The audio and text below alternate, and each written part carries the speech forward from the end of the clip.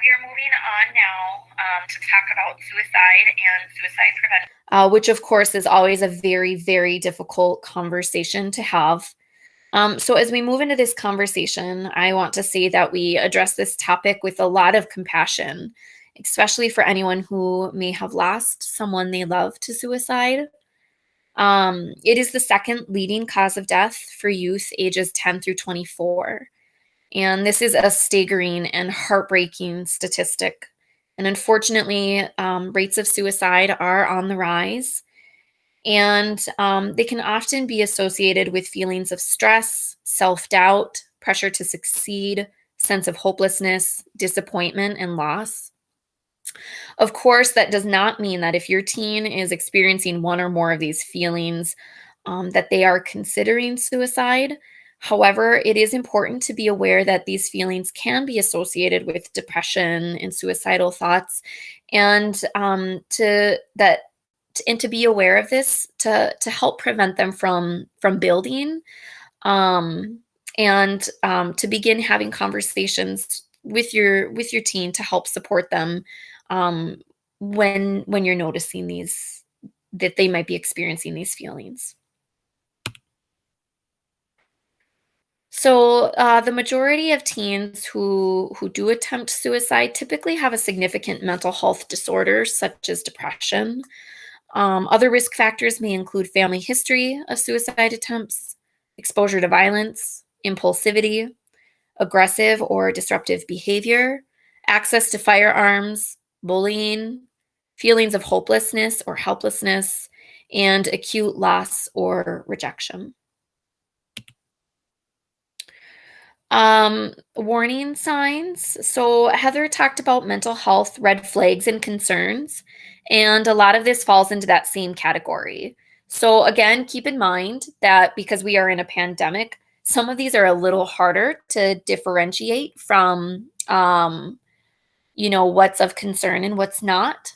So, for example, because we are home all the time, you are going to see a change in sleeping patterns. You are going to see a change in hygiene patterns or eating patterns. You'll likely see more isolation or less interest in homework and things like that. So, that is to be expected. Now, if your teen starts showing a preoccupation with death, or if they are asking about family members who have died, or showing a new or increased preoccupation with movies or video games that are really focused on death, those might be red flags that they are having suicidal thoughts. If they stop planning or talking about their future, that may be a reason to be concerned. And certainly, if they make any statements such as, I wish I was dead, or I won't be a problem for you any longer, then that is a reason to be concerned that they may be having suicidal thoughts. Not everyone who considers suicide will talk about it, and not everyone who talks about suicide will act on their words. However, any talk about suicide should be taken seriously, and never shrug off threats of suicide as teenage melodrama. Every statement or threat should be met with compassion and should be met with the understanding that the teen is in pain. They may not actually intend to end their lives, but by talking about it, they want you to know that they are suffering and that they hurt and they need support and they need help. When a teenager does start dropping hints about suicidal thoughts or comes right out and admits to feeling suicidal, it is important to listen non-judgmentally. It can be really, really hard to hear someone we love, a teenager we care about, come out and say that they want to die, especially if we don't understand why they would hurt so much. Um, or if we believe that they have a good life, it doesn't make sense to us why they would feel this way. So understanding that oftentimes depression is chemical and it is not always environmental. uh, it is something that when a teen comes out and says that they want to die, it can take a lot of courage for them to talk about how they're feeling. So it is important that we never minimize or meet that comment with any sort of judgment or anger or shock. but to really respond in a calm and loving voice and say something like, "You must really, really be hurting inside," or "I'm here for you, and I care about you, and we are here to help you and to do this together." If you are concerned that your teenager is depressed or thinking about suicide, have a conversation with them. It is a myth that discussing suicide might plant the idea. If a teenager is thinking about suicide or having suicidal thoughts, um, it is often a relief for someone to ask, because oftentimes this has been a deep, dark secret that they have been carrying around. And it can be a relief when someone comes out to ask. And sometimes this relief can be so great that they no longer have to carry the secret alone, that it can change the trajectory in a positive way, especially if the person asking is a caring adult. So, one of the major causes of depression and suicide is feelings of isolation and disconnectedness. And knowing that someone has cared enough to ask the question can often interrupt the path to suicide enough for the person to seek help. When asking your teen if they are having thoughts of suicide, it is important to be direct. This can be really, really difficult. Um, but you could say something like, "You seem a little bit down. Can we talk about it?" And as that conversation evolves, you might say, "People who feel like that sometimes think about suicide. Do you ever have any thoughts of suicide? Do you ever feel like you don't want to live anymore?" And sometimes we can have the tendency to want to try to skirt around it and to not use the word suicide. We might want to say something like, "Are you thinking of hurting yourself?" And while that may be okay as you lead yourself into the conversation, if we have true concerns about potential suicide, then we want to use that language. Because by using language that is not direct, we may send the message that it's not okay to talk about it. So it's important to use direct language when we are asking them. And if they are thinking about suicide, they already know what that means. And so showing them that you can have this conversation um, lets them know that you can be the rock that they need right now, and it also gives them the permission to talk about this really difficult topic. If they do come out and say that yes, they are having suicidal thoughts, it's really important to take it seriously and to not minimize the situation. To tell them that you are there for them and you will get through this together. That really is the most important thing for them to hear. And to let them know that depression is treatable and that you will help them get help. And then seek professional help right away. Reach out to a mental health professional, such as a doctor, a school counselor, a school social worker, or a therapist. You can also reach out to the National Suicide Prevention Hotline, which is posted on here. And all of this information is posted on the Denfeld webpage under the Counseling Mental Health tab also. And then, of course, it's really important to reduce any risk in the home. So, remove any weapons, knives, pills, or other items that you think the teen could potentially use to harm themselves.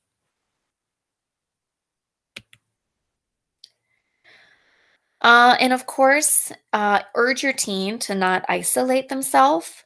This is really a time where you want to ensure that you have supervision of your teen. Encourage them to be with you and your family. And again, depression is often exacerbated by a sense of disconnection. So, providing your teen an opportunity to be with family and friends, which I know is hard in a pandemic. So, any effort you can make in your home to help them feel connected with you and with those who live in your home, or connecting with other people in a safe sort of way. Urge your teen to not demand too much of himself or herself at this time. This is really stressful time. School and distance learning is really, really hard for kids. And if you see that this is weighing on your teen, please reach out to one of us at school and we can try to problem solve together some coping skills. that might be helpful specifically for your child. And also remind your teen that if they are going through therapy or treatment, to not expect immediate results, that it takes time, to let them know that they might not feel better after just a few sessions, that it often takes time. And it doesn't mean that there's something wrong with them. It doesn't mean that they won't feel better with time. So, another note in another difficult conversation, but if your teen does say that they are thinking about suicide, then it is important to ask if they have a plan, and not in an interrogative sort of way, but in a very calm, loving, nurturing way. It can take a lot of courage for you to ask the question, and it can take a lot of courage for your teen to share an answer. But as a parent, if you're or a caregiver, if your teenager does have a plan, any information they give you will help inform your next steps. So asking the question might sound something like, have you thought about how you would do it? If they tell you that there is something in the home that they might use to harm themselves, then remove whatever that might be. And when asking about their plan, it is not necessary to go into detail. However, if they do have a plan, and if that plan is something that would be feasible for them to carry out, then it is critical to reach out to a mental health professional right away. If you feel that they are in danger of hurting themselves in that moment or in the near future, then call 911 or bring your teen to the emergency room where they will have a mental health evaluation done right there. And then the mental health professionals will work with your teen and with you and your family to help create a safety plan and then the potential next steps for mental health support. But most importantly, do not leave your teen alone during this time. And then just a note that someone who is depressed and suicidal, they're still going to have ups and downs. And so if a teen has already talked with you about feeling suicidal, but then maybe one day they start to seem really good, um, not to be alarming, but sometimes if a person has made a decision to follow through with suicide, we sometimes see a lift in their mood. And at times it can be because they have come to a decision to end their pain.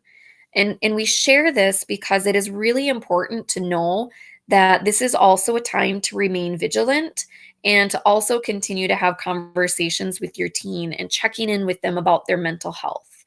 So it is often a wave with ups and downs. And to continue checking in with your teen when they're feeling good and also when they're feeling down, and to just recognize that there will be different points in that wave, and to really stay connected and have open communication with your teen throughout all of those different stages.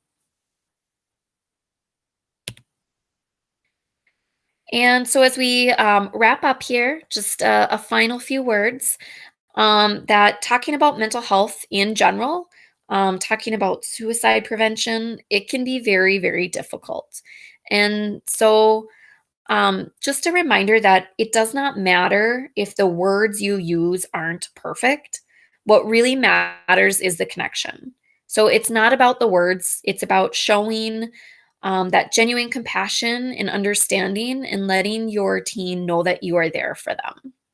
So also a reminder that we are here also, and please encourage your teen to reach out to a school social worker or school counselor if they are struggling. And that we also have school-based therapists through Nystrom's that we can connect them with as well. And then just a reminder that we are here for you also.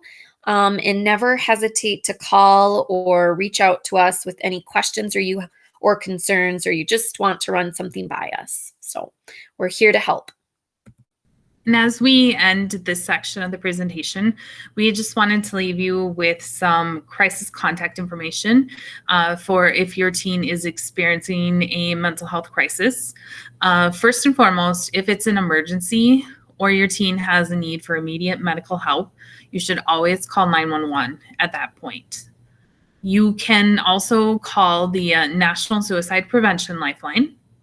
They are a free and confidential resource. The 800 number is there. The National Suicide Prevention Lifeline can answer any questions you have, help guide decision making in the moment, provide you and connect you with local resources. The Minnesota Department of Human Services also has a system of mental health crisis lines. There is a number that you can call from a cell phone. You can also call a local number from a landline, and it works on a cell phone as well.